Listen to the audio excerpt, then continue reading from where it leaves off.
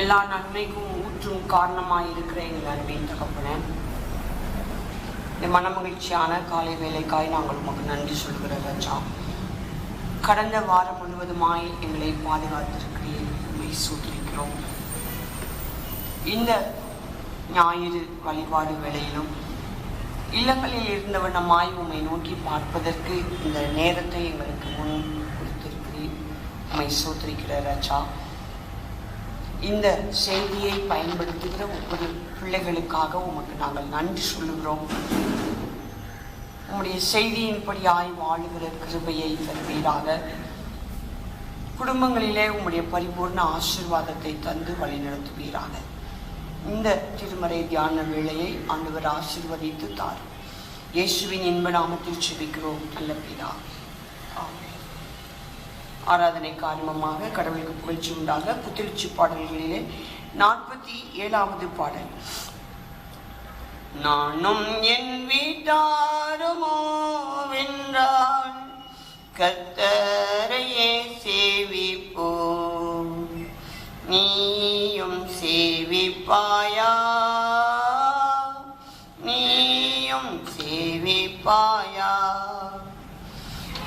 கர்த்தரையே சேவிப்பது ஆகாததென்று கண்டான், யாரை நீ சேவிப்பாய் என்பதை இன்றே தீர்மானம் செய்வாய். நானும் என் வீட்டாருமோ வென்றால் கர்த்தரையே சேவிப்போம், நீயும் சேவிப்பாயா, நீயும் சேவிப்பாயா. நம் பாதையில் காப்பாற்றியே கர்த்தர் நடத்தினாரே, கர்த்தர் தந்த ஆசீர்வாதம் கண்டு நன்றியாய் சேவிப்பாயா. என் வீட்டாருமோ வென்றார் கர்த்தரையே சேவிப்போம், நீயும் சேவிப்பாயா, நீயும் சேவிப்பாயா. ஆண்டவராகிய இயேசு கிறிஸ்துவின் இனிய நாமத்திலே அன்பு திருச்சபை மக்களுக்கு எனது அன்பின் வாழ்த்துதலையும் வணக்கத்தையும் தெரிவித்துக் கொள்கிறேன். நமக்கு இந்த நாளிலே கொடுக்கப்பட்டிருக்கிற தலைப்பு மூத்த குடிமக்களின் ஞாயிறு. மூத்த குடிமக்களின் ஞாயிறு, அதாவது முதியோரின் ஞானம். முதியவர்களை குறித்து நாம் சிந்திக்கும்படியாக கொடுக்கப்பட்டிருக்கிற தலைப்பு. அதே வேளையிலே நாம் முதியவர்கள் சொல்லுகிற அன்பினை கேட்டு அவர்களுடைய விசுவாச பாதையிலே நாம் செல்லும்படியாக நமக்கு கொடுக்கப்பட்டிருக்கிற ஒரு அருமையான சூழ்நிலைகள் என்பதை நாம் புரிந்து கொள்ள அழைக்கப்படுகிறோம். அதே வேளையிலே நமக்கு கொடுக்கப்பட்டிருக்கிற பகுதிகள் ஆதியாகமம் 24வது அதிகாரம் 1 துவங்கி 14 வசனங்கள், 2 தீமோத்தேயு 1வது அதிகாரம் 3 துவங்கி 14 வசனங்கள், லூக்கா 1வது அதிகாரம் 5 துவங்கி 7 வசனங்கள். இந்த காரியங்களை நாம் பார்க்கிற வேளையிலே ஆதியாகமம் 24வது அதிகாரம் என்ன சம்பவம் வருகிறது என்று பார்ப்போமே. ஆனால் ஆபிரகாம் தன்னுடைய பணியாளரிடத்திலே தன்னுடைய மகன் ஈசாக்கிற்கு பெண் பார்க்கும்படியாக உடன்படிக்கை செய்கிற சூழ்நிலைகள் வருவதை பார்க்கிறோம். தன் சிறந்த மூத்த பணியாளர் வேலைக்காரனிடத்திலே ஆபிரகாம் தன் குடும்பத்தின் மகனுக்கு பெண் பார்க்கிற சம்பவத்தை பார்க்கிறோம். இதற்கு முன்பாக முதிர் வயதாயிருக்கிற ஆபிரகாம் தான் செயல்பட இயலாத சூழ்நிலையிலே தன்னுடைய இருக்கிற பணியாளர்களிலே மூத்த முதிர்ந்த பக்குவமான எலியேசரை அழைத்து பொறுப்பு கொடுக்கிற சூழ்நிலை. இதற்கு முன்பாக நாம் ஆபிரகாமினுடைய பண்புகளை குறித்து சிந்திக்கவும், அதே வேளையிலே எலியேசரும் முதியவர் என்றபடியினாலே அவரை குறித்து சிந்திக்கவும் நான் உங்கள் மத்தியிலே விளைகிறேன். ஆபிரகாமை குறித்து நாம் பார்ப்போமே ஆனால் 12வது அதிகாரத்தில் சொல்லப்பட்டிருக்கிற சம்பவம் என்ன என்று பார்ப்போமே. ஆனால் 12வது அதிகாரத்தில் அங்கு ஆபிரகாமின் அழைப்பு சொல்லப்படுகிறது. அப்ப முதிர் வயதிலே 75 வயதிலே அவர் அழைக்கப்படுகிறார். முதிர் வயதிலே ஆண்டவருடைய அழைப்பிற்கு ஆபிரகாம் கீழ்ப்படுகிறார். ஒன்று, முதிர் வயதிலும் கடவுளுக்கு கீழ்ப்படிய வேண்டும் என்ற சிந்தை உடைய ஆபிரகாம். 12வது அதிகாரத்திலே அவருடைய அழைப்பு, அவருடைய கீழ்ப்படிதல், அவர் புறப்படுகிற நிலை எல்லாம் வருகிறது. அதே வேளையிலே அடுத்து பார்ப்போமே. ஆனால் அங்கு புறப்பட்ட வேளையிலே இடையூறு ஏற்படுகிறது.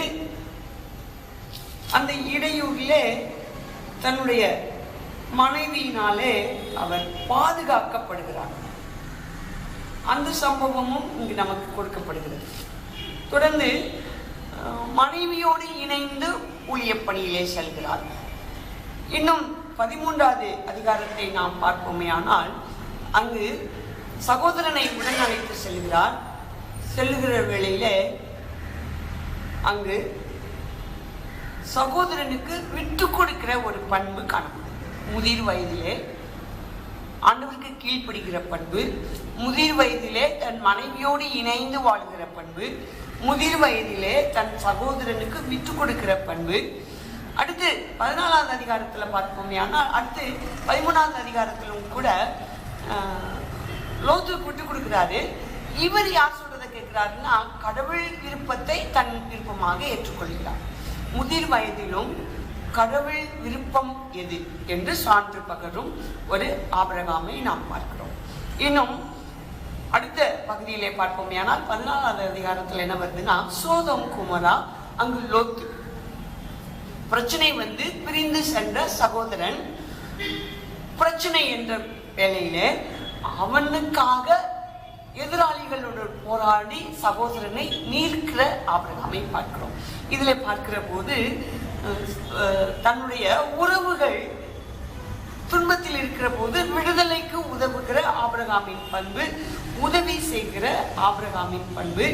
அதுல கடைசியில பார்த்தா இவரை ஜெயிச்சவங்க இவருக்கு பொருட்கள் கொடுக்க விரும்புறாங்க. ஆனா ஆபிரகாம் கடவுள் ஆசீர்வதித்தார் என்ற அந்த சொல்லுதான் மேன்மை ஒழிய பிறருடைய சொல், பணத்தினால நான் முன்னேறினேன் என்ற சொல் வேண்டாம் என்று அதிலும் கடவுளை சார்ந்து முடிவு எடுக்கிற ஆபிரகாமை பார்க்கிறோம். இன்னும் தொடர்ந்து நாம் பார்ப்போமே. ஆனால் குடும்ப காரியங்களிலே கடவுளுக்கு கீழ்ப்படிதல், குடும்ப உறவு, சகோதரனுக்கு விட்டு கொடுக்கிற உறவு, சகோதரனுக்கு மீட்கும்படியாக சகோதரனுக்கு உதவி செய்கிற உறவு, கடவுளை சார்ந்து கொள்கிற உறவு. இது அடுத்து 15வது அதிகாரம் பார்ப்போமே. ஆனால் வீட்டு வேலைக்காரரை தன்னுடைய சொந்த இனமாக, சொந்த குடும்பமாக பாவிக்கிற பண்பு ஆபிரகாமிடத்திலே காணப்படுகிறது என்று பார்க்கிறோம். இன்னும் தொடர்ந்து பார்ப்போமே. ஆனால் கடவுளின் வாக்கை பெற்றுக்கொள்கிறார். 75 வயதுக்கு மேல உனக்கு எலியேசனுடைய பிள்ளைகள உன்னுடைய பிறப்பு உனக்கு சந்ததியாக இருக்கும் என்ற வாக்கை பெற்றுக்கொள்கிறார். அதற்கடுத்து அவருடைய வாழ்க்கையிலே போராட்டமும் வருகிறது. என்ன போராட்டம் என்றால், மனைவியின் சொல்லை கேட்டு ஆகாரை ஏற்றுக்கொள்கிற காரியம். ஆகார் ஓடி போகிறார். ஒருவேளை விசுவாசத்துல உறுதியா இருந்த ஆபிரகாம் சோர்ந்து போய் வீழ்ந்து போன நிலையிலே ஆகாரோடு இணைந்து அடுத்து ஆகார் ஓடி போயிட்டு ஆண்டவர்கிட்ட பேசி திரும்ப அடங்கி இருக்கிறா இல்லையா. ஒருவேளை வேலைக்காரிகிட்ட இருந்த விசுவாசம், இவருடைய விசுவாசம் வேலைக்காரியை உருவாக்குச்சு. இவர் சொந்து போயிட்டாரு. வேலைக்காரியோட விசுவாசம் இவரை திரும்ப தூக்கி நிறுத்துகிற ஒரு சம்பவத்தை பார்க்கிறோம். வேலைக்காரர்களுக்கு குடும்ப இணைந்து செயல்படுகிற பண்பை கொடுக்கும் ஆபிரகாமை நாம் இங்கு சிந்திக்கிறோம். தொடர்ந்து இந்த பகுதியிலே நாம் இன்னும் சிந்திப்போமே. ஆனால் விருந்தினர்களை உபசரிக்கிற பண்பு ஆபிரகாமிடத்திலே காணப்படுகிறது. அடுத்து சோதோம் குமரா அழிவிலே இவர் திறப்பிலே நின்று போராடுகிற அனுபவம் காணப்படுகிறது. இவருடைய போராட்டத்தினாலே நீதிமான் பாதுகாக்கப்படுகிற அனுபவமும் அங்கு காணப்படுகிறது. அடுத்து அநேகர் சொல்லுவாங்க, ஆபிரகாமிடத்திலே தன் மனைவியை சகோதரியாக அறிமுகப்படுத்தினார்கள். அதிலே கடவுளை சார்ந்து இருந்த ஆபிரகாமுக்குள்ளாக உள்ள பயமும் தன்னை காத்து கொள்ளும்படியாய் தன்னை சார்ந்து கொள்ளுகிற ஒரு பொய் பேசுகிற நிலையும் ஒரு பலவீனமும் அவரிடத்திலே காணப்படுகிறது.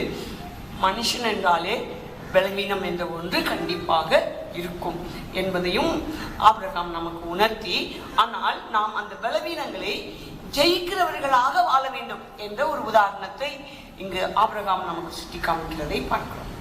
தொடர்ந்து ஆபிரகாம் ஈசாக்கை பெற்ற சூழல், அடுத்து ஈசாக்கை கடவுளுக்கு பலி செலுத்துகிற சூழல், எல்லா சூழ்நிலைகளிலும் ஆபிரகாம் பலவீனங்கள் உள்ள மனிதனாக இருந்தாலும் ஒரு நற்சான்று உள்ள ஒரு விசுவாச தந்தை என்பதற்கு முன் உதாரணமான ஆபிரகாமை நாம் பார்க்கிறோம்.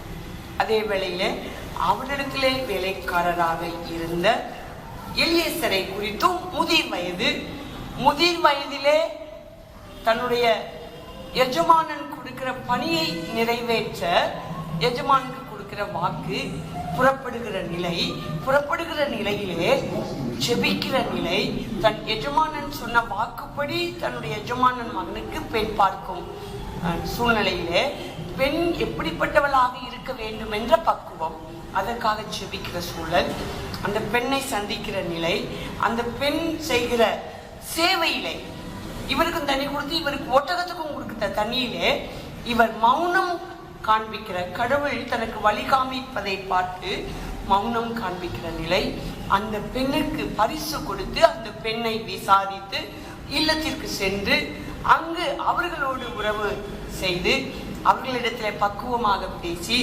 தன்னுடைய எஜமானுக்கு கொடுத்த வாக்கை நிறைவேற்றும் ஒரு விசுவாசம் உள்ள, ஒரு பண்புள்ள, அடுத்து ஒரு உண்மை உள்ள ஒரு பணியாளரை, அடுத்து எஜமான் குடும்பத்தை தன் குடும்பமாகவே பாவிக்கிற ஒரு அர்ப்பணிப்புள்ள ஒரு பணியாளரை நாம் இங்கு எலியேசர் சூழ்நிலையிலே காண்கிறோம். எனவே ஆபிரகாமும் எலியேசரும் முதிர் வயதிலே நமக்கு கற்றுக் கொடுக்கிற பாடங்கள், விசுவாசத்திலே உறுதியோடு ஆபிரகாமின் இடத்துல என்னென்ன பண்பெல்லாம் முதிர் வயதிலே காணப்பட்டதோ அந்த பண்புகள் எல்லாம் நம் வாழ்விலே நாம் ஆண்டவருக்கென்று செயல்படும்படியாக அழைக்கப்படுது. ஒவ்வொரு குணத்திலையும் பார்க்கும்போது சகோதரன் விட்டு கொடுக்கிற நிலை, நம்ம குடும்பங்கள்ல சகோதரர்கள் விட்டு கொடுக்குறோமா? ஆனா இன்னைக்கு விட்டு கொடுக்கிறவங்களே தோத்து போற நிலையில இருக்கிற ஒரு சோர்ந்து போன நிலையும் சிலர் வாழ்க்கையிலே உண்டு. விட்டு கொடுக்கிறவர்கள் கெட்டு போவதில்லை என்று பழமொழி உண்டு.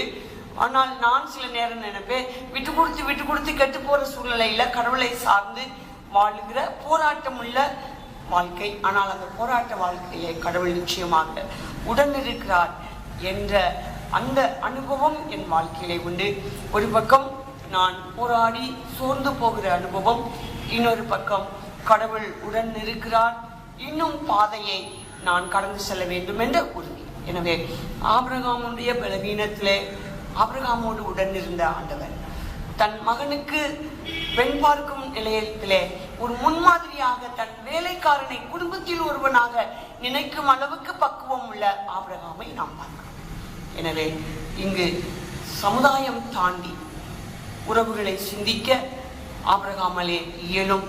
ஆபிரகாமிலே உள்ள பலவீனம் உண்டு, ஆனால் அவருடைய பலவீனங்கள் நம் வாழ்க்கையில வராதபடி நாம் நம்மை கிறிஸ்துவுக்குள்ளாக நேர்வழிப்படுத்த வேண்டும் என்பதற்காகவே அவருடைய பலவீனங்களையும் திருமறையில் எழுதப்பட்டிருக்கிறது என்பதை நாம் சிந்திக்க அழைக்கப்படுகிறோம். அதே வேளையில நாம் அடுத்து நமக்கு கொடுக்கப்பட்டிருக்கிற காரியம் தீமத்தேயு 2வது நிருபம். அந்த பகுதியிலே நாம் பார்ப்போமே, ஆனால் அங்கு தீமத்தேயுவை உருவாக்கிய அன்பு தாயாரையும் அன்பு பாட்டிமாவையும் குறித்து அங்கு தீமத்தேயுக்கு எழுதின நிருபத்தின் ஆசிரியர் சொல்லப்படுகிறதை பார்க்கிறோம். பவுலாக இருக்கலாம் என்ற செய்தியும் இருக்கிறது. அதே வேளையிலே மாற்று கருத்தும் இதிலே இருக்கிறது. யார் எழுதினார்கள் என்ற சிந்தனைக்கல்ல, நமக்கு திருமறையிலே கொடுக்கப்பட்டிருக்கிறது பவுல் எழுதின செய்தி என்று. அதே வேளையிலே பவுல் எழுதுகிற வேளையிலே அங்கு என்ன சொல்லுகிறார் என்றால், அவருடைய விசுவாசத்தை, அதாவது தீமத்தேயுனுடைய விசுவாசம் யாரிடத்திலிருந்து வந்தது என்று சொல்லுகிற போது, உன்னில் உள்ள மாயமற்ற விசுவாசத்தை நினைவு கூறுகிறதினாலே என் முன்னோர்கள் முதற்கொண்டு சுத்த மனச்சாட்சியோடே ஆராதித்து வரும் தேவனை நான் சொந்தரிக்கிறேன். அந்த விசுவாசம் முந்தி உன் பாட்டியாகிய லோவிசாலுக்குள்ளும் உன் தாயாகிய ஐநேக்காலுக்குள்ளும் நிலைத்திருந்தது. எது நிலைத்திருந்தது? சுத்த மனச்சாட்சி, ஜெப வாழ்வு, மாயமற்ற விசுவாசம், சுத்த மனச்சாட்சி, ஆராதிக்கும் பண்பு.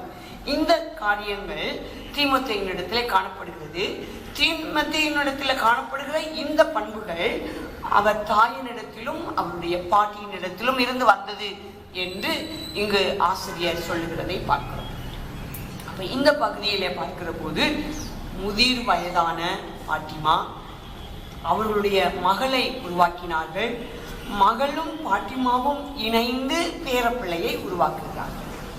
அப்ப நம் குடும்பங்களிலே இங்கு நாம் நினைத்தது போல அங்கு சொல்லப்படுகிற உன் பாட்டியாகிய லோவிசாலுக்குள்ளும் உன் தாயாகிய ஐனிக்கையாளுக்குள்ளும் அந்த விசுவாசம் நம் குடும்பங்களிலே இருக்கிறதா?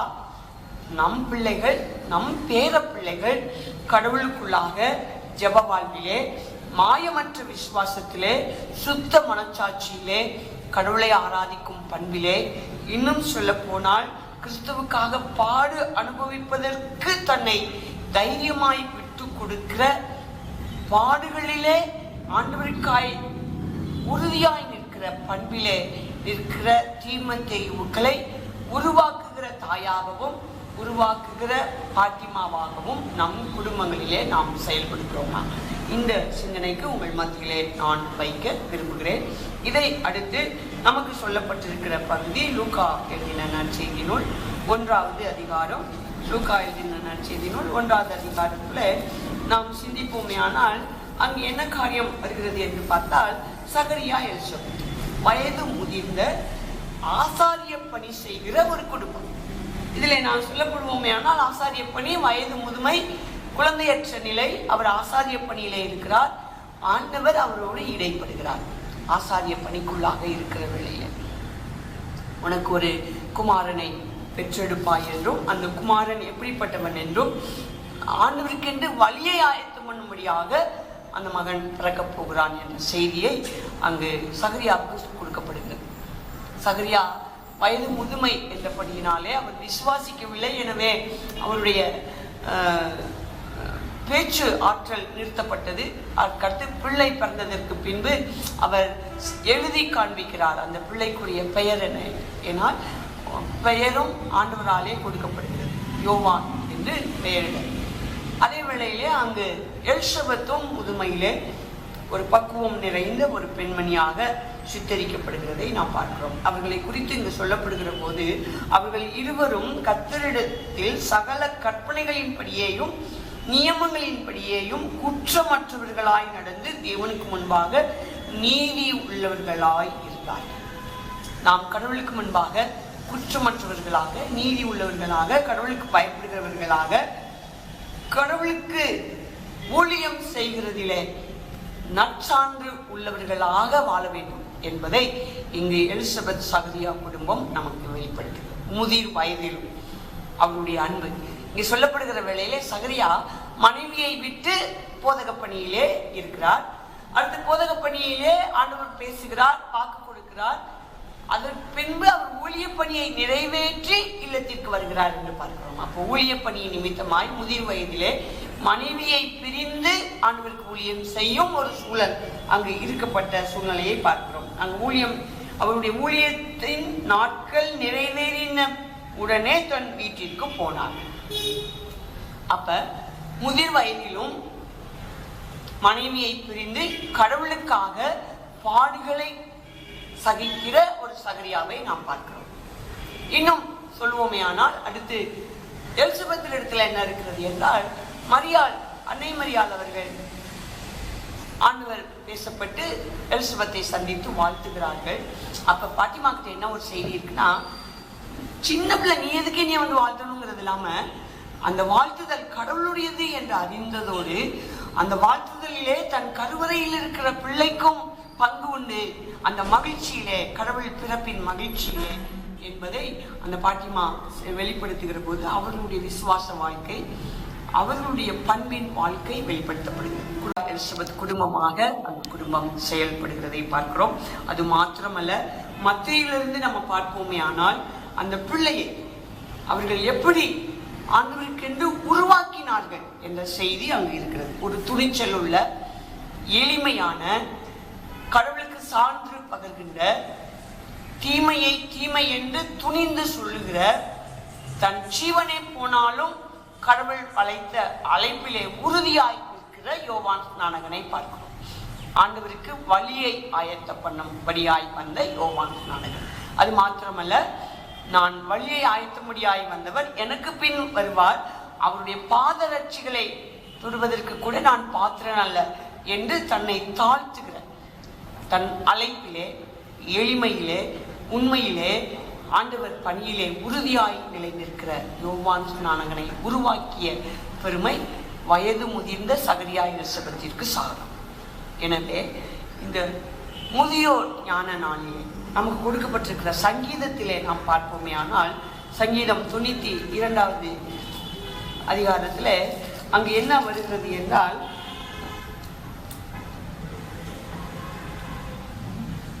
நீதிமான்கள் பணியை போல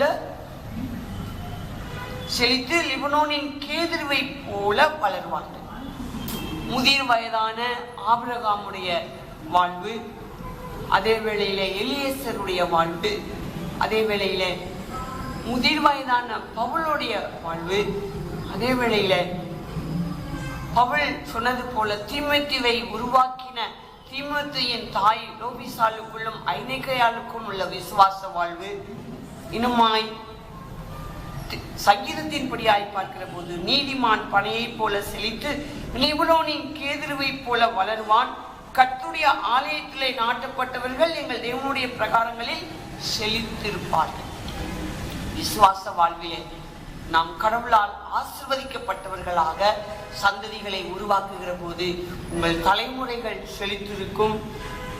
கர்த்தர் உத்தமர் என்று என் கண்மலையாகி அவரிடத்திலே அநீதியில்லை என்று விளங்க பண்ணும் படி அவர்கள் முதிர் வயதிலும் கனி தந்து புஷ்டியும் பசுமையுமாய் இருப்பார்கள். முதிர் வயதிலே கனி கொடுக்கிற ஒரு வாழ்வுக்காக உங்களையும் என்னையும் நம் திருச்சபை குடும்பங்களை ஆண்டவர் அழைக்கிறார். எனவே இந்த முதிர்மையின் நாளிலே இன்னும் நாம் திருமறையிலே பார்ப்போமே ஆனால், முதிர் வயதிலே அழைக்கப்பட்டவர்கள் கடவுளுக்கு எப்படி உறுதியாய் நின்றார்கள் என்று பார்க்கிறோம். பழைய ஏற்பாட்டிலே பார்ப்போமே ஆனால், அன்னாள் முதிர் வயதிலே போராடி சாமுவேலை பெற்று சான்று பகர்ந்தாள் என்று பார்க்கிறோம். லூக்கா எழுதின நற்செய்தி நூலிலே பார்ப்போமே ஆனால், அன்னாள் 84 வயதிலே ஆண்டவருடைய சமூகத்திலே காத்திருந்து வருகிற அனைவருக்கும் ஆண்டவருடைய செய்தியை கொடுத்தாள் என்று பார்க்கிறோம். சிமியோன் ஆண்டவருடைய வார்த்தையை கொடுத்தார் என்று பார்க்கிறோம். இன்னும் முதிர் வயதிலே வாழ்வு பெற்ற அனைவரையும் நாம் பார்க்கிறோம். எனவே இந்த முதியோர் மூத்தோர்களின் இந்த நாளிலே, மூத்த குடிமக்கள் தினமாகிய இந்த முதியோர் ஞாயிறிலே நம் குடும்பங்களில் இருக்கிற முதியோர்களின் விசுவாச வாழ்வை நாம் கண்டு விசுவாசிக்க அழைக்கப்படுகிறோம்.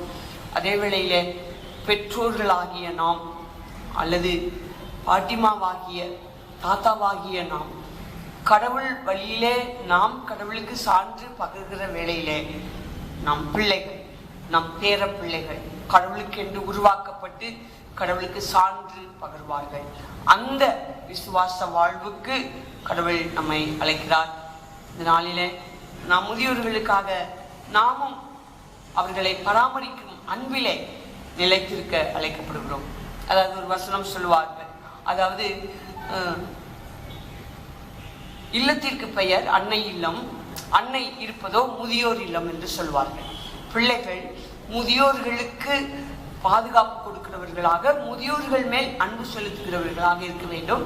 அதே வேளையிலே முதியோர்கள் முதிர் வயதிலும் கனி தரும் பசுமையான வாழ்வை தந்து நம் பேர பிள்ளைகள் வாழ்வு செலுத்திருக்கும்படியாய் ஜெப வாழ்விலே, விசுவாச வாழ்விலே, ஆண்டவருக்கு சான்று பகரும் வாழ்விலே ஆபிரகாமை போல, எலியேசரை போல, சகரியா எலிசபெத்தை போல, இன்னும் சொல்ல போனால் தீமோத்தேயுவின் பாட்டியாகிய லோபிசாலுக்குள்ளும் ஐநேக்கையாளுக்குள்ளும் உள்ள விசுவாச வாழ்விலே நாம் நம்மை ஆராய்ந்து பார்த்து அர்ப்பணித்து ஆண்டவருக்கு சான்று பகர்வோம். நம்முடைய திருச்சபை குடும்பங்கள் முதியோர்களை கனப்படுத்தும் குடும்பங்களாக, முதியோர்கள் விசுவாச வாழ்விலே உறுதி பெறும் முதியோர்களாக வாழ்ந்து செழித்திருக்க ஆண்டவர் கிருபை பாராட்டுவாராக. நாமே ஜெபம் செய்வோம். கிருபை நிறைந்த எங்கள் அன்பின் தகப்பனே, இந்த நல்ல வார்த்தைக்காக நாங்கள் உங்களுக்கு நன்றி சொல்கிறோம். இல்லங்களில் இருக்கிற முதியோர்களை உடைய கருத்திலே கொடுக்கிறோம். அவர்களை நீர் பலப்படுத்தும்படி ஆய்ச்சிபிக்கிறோம். அவர்களுக்கு சுகம் தரும்படி ஆய்ச்சிபிக்கிறோம். விசுவாச வாழ்விலே அவர்களை நீர் உடனிருந்து பிள்ளைகளையும் பேர பிள்ளைகளையும் உருவாக்க அவர்களுக்கு ஞானமும் கிருபையும் தரும்படியாய் நாங்கள் ஜெபிக்கிறோம். பிள்ளைகளும் பேர பிள்ளைகளும் கூட முதியோர்கள் வழியிலே நடக்கத்தக்கதான ஒரு அர்ப்பணிப்புள்ள, ஆண்டவருக்கு உண்மையுள்ள, சான்று பகரும் குடும்பமாய் எழும்பி பிரகாசிக்க எங்களுக்கு நீர் கிருபை தாரும். தொடர்ந்து எங்கள் குடும்பங்களின் தேவைகள் சந்திக்கப்படட்டும். எங்கள் பிள்ளைகள் திருமண காரியத்திலே உம்முடைய கிருபை விளங்கட்டும். வேலை வாய்ப்பின் காரியத்திலே கிருபை விளங்கட்டும். பள்ளிக்கு செல்லுகிற பிள்ளைகள் பாதுகாப்பிலே உம்முடைய கிருபை விளங்கட்டும். இன்னும் குடும்பத்தின் தேவைகளிலே நீர் போதுமானவராக இருப்பீராக. குடும்பத்திலே அனைத்து பிள்ளைகளும் நல்ல சரீர சுகத்தோடு பலத்தோடு வாழ கர்த்தர் உதவி செய்யும். இந்த வாரத்திலே பிறந்த நாள் கொண்டாடுகிற, திருமண நாள் கொண்டாடுகிற பிள்ளைகளையும் உடைய கருத்திலே கொடுக்கிறோம். இந்த பிறந்த ஆண்டு முழுவதுமாய் அல்லது இந்த திருமண நாளை கொண்டாடுகிற இந்த திருமண ஆண்டு முழுவதுமாய் உடைய பிள்ளைகள் உடைய பரிபூரண ஆசீர்வாதத்தை ருசிக்க, குடும்பமாய் மகிழ்ச்சியும் சமாதானமுமாய் வாழ கர்த்தர் கிருபை தாரும். உடைய கரத்திலே எங்களை தாழ்த்துகிறோம். இயேசுவின் இன்ப நாமத்தில் ஜெபிக்கிறோம் நல்ல பிதாவே, ஆமென். ஆண்டவராகிய இயேசு கிறிஸ்துவின் கிருபையும் பிதாவாகிய தேவனின் அன்பும் பரிசுத்தாவியரின் ஐக்கியமும் நம் அனைவரோடும் என்றென்றைக்கும் இருப்பதாக. ஆமென். என் ஆத்மாவே கர்த்தரை ஸ்தோத்திரி, என் முழுள்ளமே அவருடைய பரிசுத்த நாமத்தை ஸ்தோத்திரி. என் ஆத்மாவே கர்த்தரை ஸ்தோத்திரி, கர்த்தர் செய்த சகல உபகாரங்களையும் மறவாதே. ஆமென். ஆண்டவர் உங்களோடு இருப்பாராக.